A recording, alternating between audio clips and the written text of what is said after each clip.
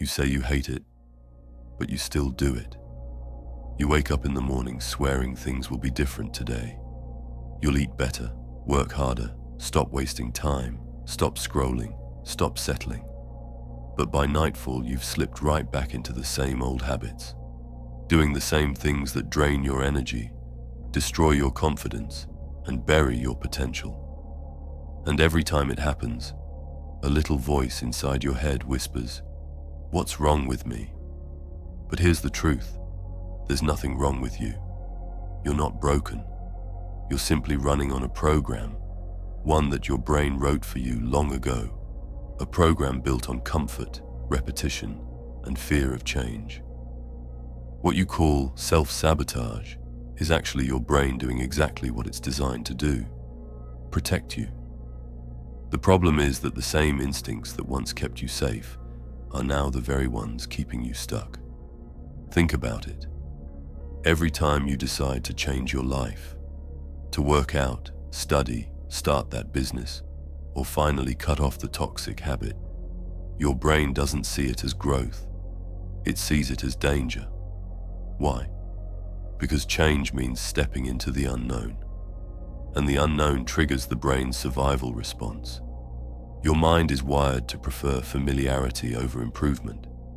That's why you'll keep choosing the pain you know over the discomfort of transformation. It's not that you love the bad habit, it's that your subconscious has learned to feel safe inside it. There's a part of your brain called the basal ganglia, the command center for habits and repetitive behavior. It doesn't care about your dreams, your goals, or your long-term happiness. Its job is to automate patterns to save energy. Every time you repeat an action, whether it's biting your nails, procrastinating, scrolling endlessly, or complaining, that circuit gets stronger. Over time, your brain stops questioning it. It just runs the script automatically. You can hate it consciously, but your subconscious loves it because it feels easy and familiar. This is why willpower alone never works. You can't outthink a pattern that's been running on autopilot for years. It's like trying to drive a car while the engine is still programmed to go in reverse. Every time you say, "I'll stop tomorrow," you're fighting against years of neural conditioning. That's why change feels like a war inside your own mind. Because it is. But here's where it gets fascinating. Neuroscience shows that your brain can change itself. It's called neuroplasticity, the ability of your brain to rewire its connections based on what you repeatedly think, feel, and do. This means your patterns aren't permanent. They're programmable. The same way your mind learned to repeat what you hate, it can learn to repeat what empowers you. But that rewiring doesn't happen through motivation. It happens through discipline. Before we move on, if this video is helping you, please like it and subscribe. It really helps the channel grow and helps more people wake up and change their lives. I'm truly grateful for your support. Thank you. Let's continue. Motivation is emotional. It burns bright but dies fast. Discipline, on the other hand, is logical. It doesn't care how you feel. It just shows up. And every time you show up despite your feelings, you send a new message to your brain. This is who I am now. That repetition, not intensity, not hype, is what builds new neural pathways. Your brain rewires through consistency, not inspiration. The problem is that most people wait to feel ready. They wait until they're in the right mood, the right mindset, the right environment. But that day never comes, because comfort is addictive. It's the most subtle drug in the world. It feels harmless, but it kills everything that makes life meaningful. You think you're resting, but you're really decaying in disguise. You think you're playing it safe, but you're actually dying slowly from inaction.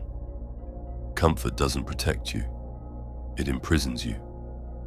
The reason you keep doing what you hate is because your brain has associated short-term relief with survival. Every time you give in, skip the gym, eat the junk, waste the day. Your brain rewards you with dopamine. It's that little chemical hit that says, "Ah, this feels better." But that's the trap. The same brain that gives you pleasure for avoidance also gives you anxiety for ambition. The second you try to level up, it floods you with resistance, fear, doubt, fatigue, distraction. Not because it wants you to fail, but because it's trying to conserve energy and avoid risk. So how do you break free? How do you stop doing what you hate when your own brain is wired against you? The answer isn't to fight your brain, it's to retrain it. You have to teach it that discomfort is not danger. You do this through repetition, discipline, and emotional reframing. When you feel the urge to fall back into old patterns, pause and breathe. Don't fight the feeling. Observe it. Recognize that your brain is simply running an old script. Then choose the opposite action, the one aligned with your future self. Every time you do that, you're weakening the old wiring and strengthening the new one. At first, it feels impossible. Your mind will scream for comfort, your body will resist, and everything in you will want to quit. But that's how you know it's working. Resistance means rewiring. You're literally teaching your brain a new language, the language of growth. And like learning any language, it starts messy, awkward, uncomfortable. But if you stay consistent, one day it clicks. You stop needing to force discipline because it becomes who you are. Here's a truth most people never realize. You don't rise to the level of your goals. You fall to the level of your patterns. If your daily patterns are rooted in avoidance, no dream will ever survive. But if your daily actions are grounded in discipline, no obstacle can stop you. Change doesn't come from massive leaps. It comes from microscopic shifts, repeated relentlessly. Each time you say no to an old pattern and yes to your future, you're sculpting a new identity, one decision at a time. And identity is everything. You'll never act consistently out of alignment with who you believe you are. If you see yourself as someone who's lazy, undisciplined, or broken, you'll keep proving that belief right. But if you begin to see yourself as someone who follows through, even imperfectly, your actions will start to match that vision. The goal isn't perfection, it's progress with consistency. Every day you show up, even when you don't want to, you're telling your brain, this is the new me. That's how transformation begins. Not in a single moment of motivation, but in countless small acts of rebellion against your old self. You stop doing what you hate the day you stop identifying with the version of you who does it. You start rewiring your brain when you stop waiting to feel ready and start doing what must be done, no matter what your emotions say. Because emotions are temporary, but the habits they build are permanent. Feeling stuck, distracted, or burnt out, it's time to break free. My book, The Art of Being Unstoppable, is your blueprint to sharpen your mind, master your emotions, and take back control of your life. Inside, you'll discover the tools to build focus, flow, resilience, and purpose. Everything you need to rise above chaos and step into your highest potential. Stop surviving, start dominating. Become who you were meant to be. The link is in the description below if you want to check it out. The real war isn't between you and your habits. It's between who you are now and who you could become. Every moment you choose discipline over comfort, you're declaring which side you stand on. You're telling your brain, we don't run from discomfort anymore. We use it, and that's when something extraordinary happens. Discomfort starts to feel like power. You begin to crave the challenge because you realize it's shaping you into someone unstoppable. So the next time you catch yourself doing what you hate, don't spiral into guilt. Don't say, what's wrong with me? Instead say, My brain's running the old code again. Then interrupt it. Move your body. Take a different action. Smile at the resistance. That moment of awareness is victory. You've shifted from being a prisoner of your programming to being the programmer. This is how people rebuild their lives. Not through motivation, but through mastery. They learn to become the observer of their own mind. They learn to sit with discomfort without escaping it. They learn to choose what's right over what's easy, until what's right becomes easy.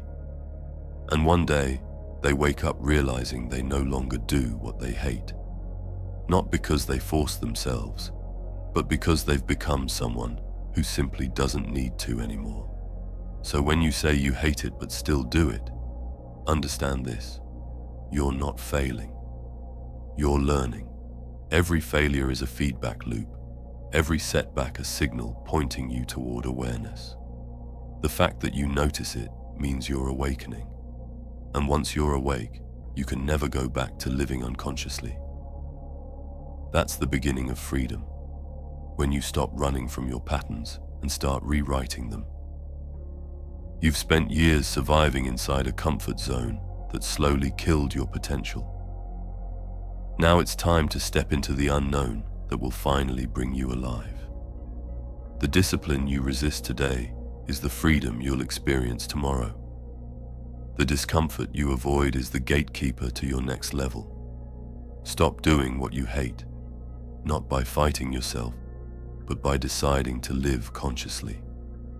Because when you rewire your mind to act with awareness and purpose, your life stops being a cycle of regret and becomes a masterpiece of transformation. And that's the truth. The moment you stop running from the hard things, you stop doing what you hate and start becoming who you were meant to be. If you made it this far, drop a mind emoji in the comments. I want to see how many of you finish what you start. Thank you for watching. Stay disciplined, stay focused, and keep improving every single day. Together, we are unstoppable.